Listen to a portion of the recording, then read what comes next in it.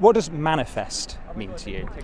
I am only here because I manifested. I literally, actually so real. I'm not even joking. When I finished writing my dissertation, I wrote, I am going to Cambridge University and I am going to get a distinction. You manifest something, you put into existence something that wasn't there before. I know that in the popular lingo it's meant to mean sort of willing something into existence or wanting something and striving towards it, but I tend to believe in sort of individual effort and community behind one, so I believe in that, and I also believe in prayer. Manifest, again, it's kind of become a social phenomenon. So I think nowadays I relate it to the spirituality of like trying to manifest your dreams and that kind of thing. But I also just think it means putting effort in and believing in yourself as well. My manifestations don't really work out that well. I don't think I have. I don't think I have the same mystical energy that Tiana has. We'll ask the universe together next time. Manifesting went viral on TikTok, for example, during the pandemic. And that partly had to do with the fact that a lot of young people, they were anxious about the future. There was a lot of uncertainty about the state of society. There was a scary virus.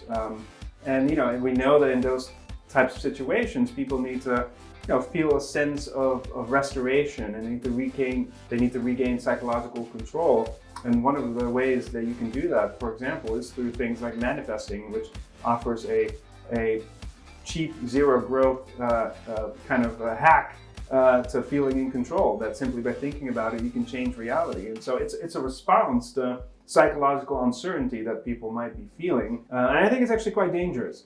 I think it's dangerous on several levels. One is that it completely misconstrues the actual chain of events, and so it leads people into pseudoscientific ways of thinking about how the world works. For example, in another context, people might start to think that simply wishing away a disease can be a replacement for therapy or medical intervention. And so I think once people internalize these ideas, they can have dangerous consequences to people's health. So there's a lot of evidence behind the power of positive thinking, in that you want to bring a positive attitude towards, let's say, a job interview or a relationship.